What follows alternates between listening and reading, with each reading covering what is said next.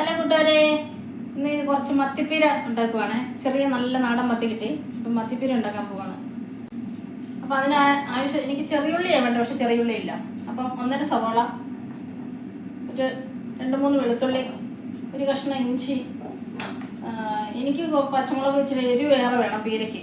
അപ്പം ഞാൻ ഇച്ചിരി ഒരു പിടി പച്ചമുളക് എടുത്തിട്ടുണ്ട്. കാന്താരി ഇല്ല. നിങ്ങൾക്ക് ആവശ്യമുള്ള പച്ചമുളകൊക്കെ എടുത്താൽ എരിവൊക്കെ ചേർത്താൽ മതി. പിന്നെ തേങ്ങ ഒന്ന് ചിരണ്ടി എടുക്കണം. തേങ്ങ ചിരണ്ടി എടുക്കട്ടെ. പിന്നെ കറിവേപ്പില നമുക്കൊന്ന് മിക്സ് ചെയ്ത് എടുക്കണം. സവോള വലുതാണെങ്കിൽ ഇച്ചിരി ചെറുതായിട്ട് അരിയണേ. സവോളയും പച്ചമുളകും ഇഞ്ചിയും എല്ലാം നമുക്ക് മീനിനകത്തേക്ക് ഇടാം.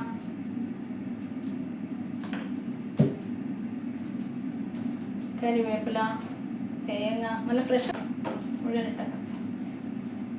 തേങ്ങ, പിന്നെ പുളിവെള്ളം.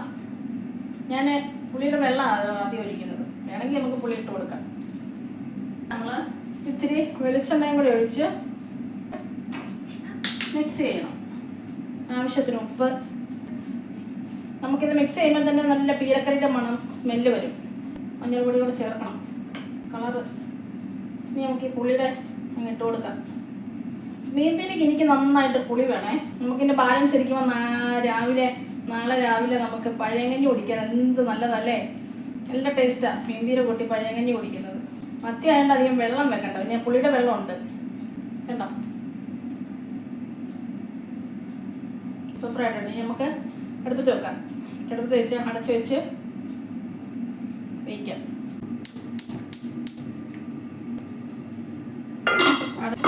നമ്മുടെ മീൻ പീര തുറന്ന് ഇളക്കി കൊടുക്കാം കേട്ടോ. ഞാൻ വെള്ളം ഒട്ടും വെച്ചില്ല. വെള്ളം ഒട്ടും വെച്ച് കഴിഞ്ഞാൽ കുഴഞ്ഞിരിക്കും.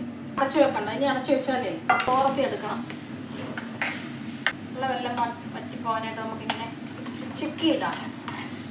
എനിക്ക് ഒത്തിരി ഇഷ്ടം ചെറിയ മത്തി പീര വെക്കുന്നു.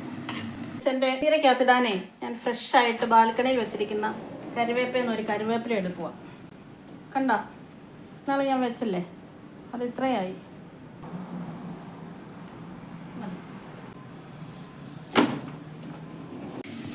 മീൻപീരയുടെ വെള്ളമൊക്കെ പറ്റി നല്ല ഡ്രൈ ആയി, സൂപ്പറായി. അല്ല കേട്ടോ, വളരെ പെട്ടെന്ന് തന്നെ ഒരു മീൻപീര റെഡി. നല്ല ആവി മറക്കുന്ന നല്ല ചൂടുള്ള മീൻപീര കണ്ടോ, സൂപ്പറായിട്ടുണ്ട്.